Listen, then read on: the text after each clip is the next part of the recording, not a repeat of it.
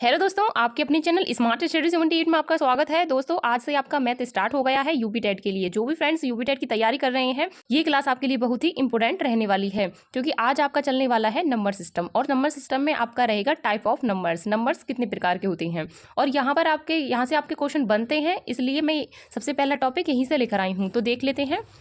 तो चलिए class start करते हैं। और इसकी जो PDF है वो आपको टेलीग्राम पे मिल जाएगी। बिल्कुल भी आपको कोई भी नोट्स बनाने की आपको आवश्यकता नहीं है। और इसी की नहीं, मैं सभी सब्जेक्ट की जो आपकी PDF है वो टेलीग्राम पे डाल रखी है। जिसने भी नहीं देखी है वो एक बार जरूर देखिए। तो चलिए क्लास स्टार्ट करते हैं। तो सबसे पहले देख लेते हैं प्राकृतिक संख्या। प्राकृतिक संख्या क्या होती है? तो दोस्तों, आपने पढ़ा भी होगा प्राकृतिक संख्या। तो यहाँ से आपके क्वेश्चन इंपोर्टेंट बनते हैं। तो प्राकृतिक संख्या यानी कि आपके नेचुरल नंबर्स। नेचुरल नंबर क्या होते हैं, सबसे पहले हम जान लेते हैं डेफिनेशन देखते हैं। क्योंकि जो संख्या एक से शुरू होकर अनंत तक चलती है उन्हें प्राकृतिक संख्या कहते हैं। इसका क्या मतलब है? एक से स्टार्ट होती है और अनंत तक चलती है।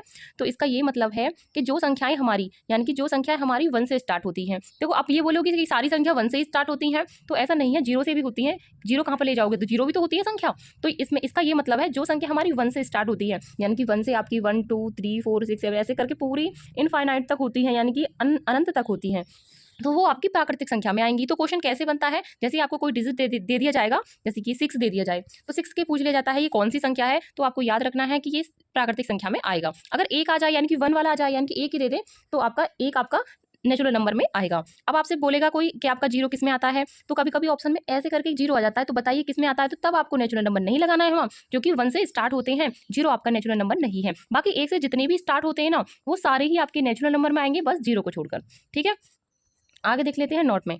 लेकिन इसमें बोला है कि 0 इसमें शामिल नहीं होता। वही बात मैं बता रही हूँ कि 0 इसमें शामिल नहीं होता, बाकी सारी डिजिट इसमें आ जाती हैं।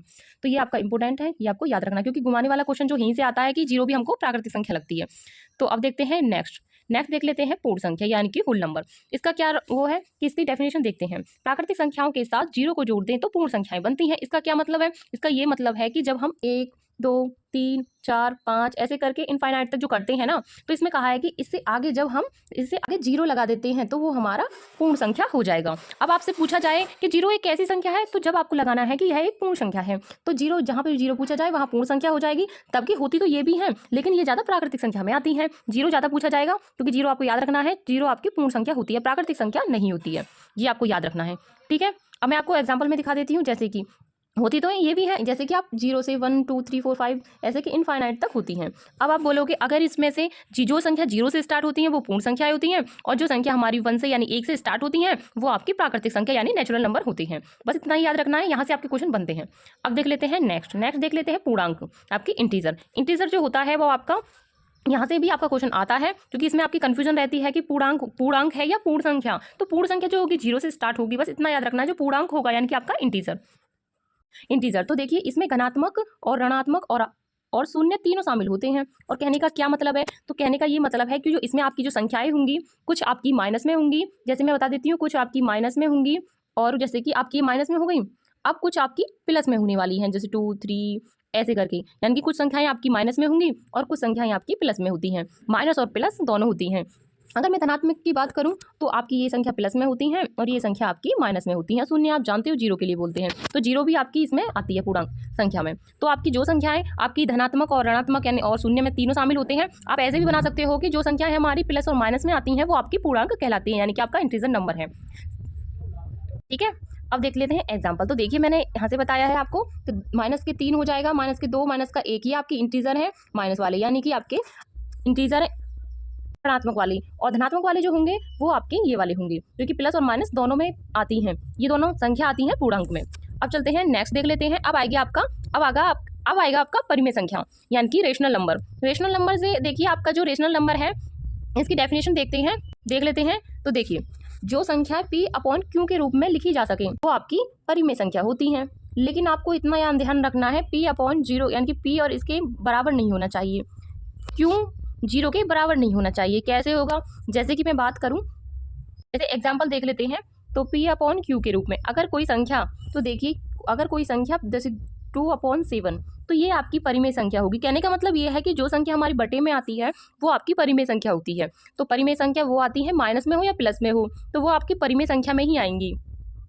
जैसे अब देखते हैं इसमें इंपॉर्टेंट क्या चीज़ है, तो ये है कि सभी पूर्णांक भी परिमेय होते हैं। कहने का मतलब है पूर्णांक कौन से होते हैं, जो हमारे माइनस में और प्लस में होते हैं। जो हमारे माइनस और प्लस में संख्याएं होती हैं वो भी हमारी परिमेय संख्या में आती हैं। तो यही तो है। तो देखिए ये आपकी माइनस में नहीं है 5, तो ये भी तो आपकी परिमेय संख्या हो गई ना। कहने का मतलब है चाहे आपकी परिमेय संख्या वो होती है, चाहे आपकी माइनस में हो या फिर प्लस में हो। तो देखिए ये वाली तो माइनस में है और ये वाली आपकी प्लस में है, तो ये आपकी जो पूर्णांक है वो भी आपका परिमेय संख्या ही होता है। ये भी आपको याद रखना है। अब चलते हैं नेक्स्ट देख लेते हैं अपरिमेय संख्या। तो अपरिमेय संख्या जो होती है वो कौन सी होती है, तो इसकी डेफिनेशन देखते हैं। तो जो संख्याएं P/Q के रूप में नहीं लिखी जा सकती उन्हें अपरिमेय संख्या कहते हैं।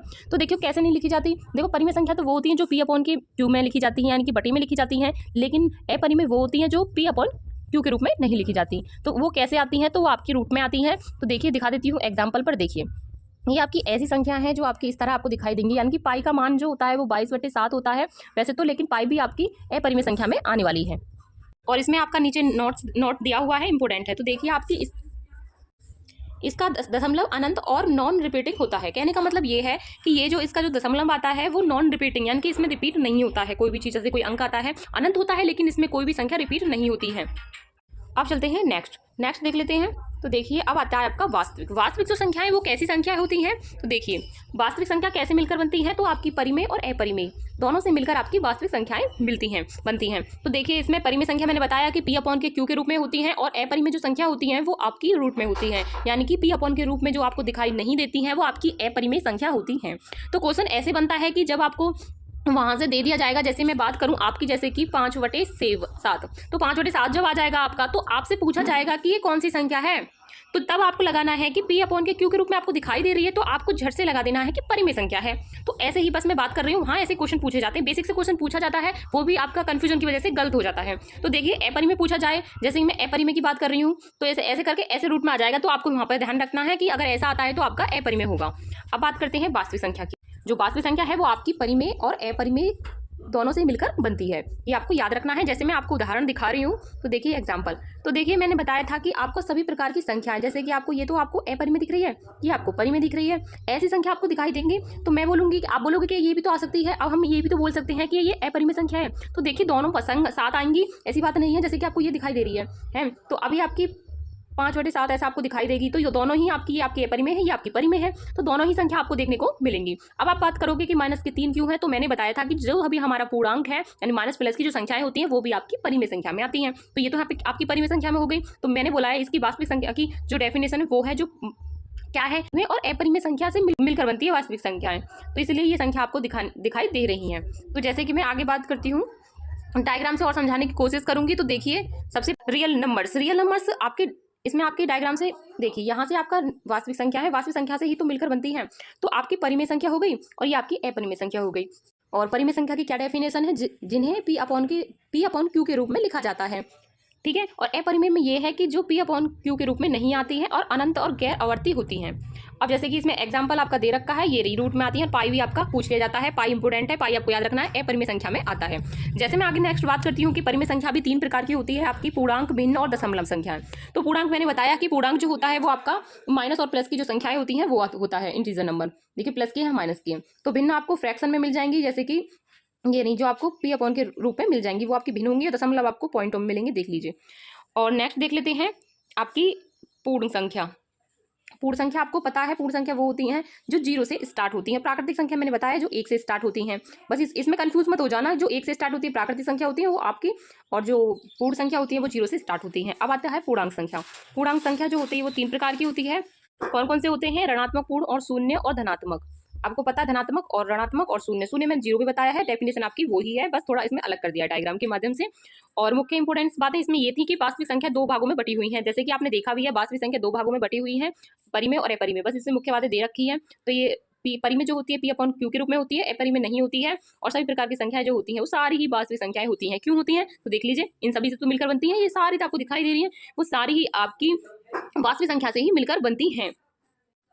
तो देख लीजिए यहाँ पर अब आपकी सिंपल से उसमें दे रखा है कि परिमेय और अपरिमेय मिलकर बनाती हैं आपकी वास्तविक संख्याएं, ठीक है।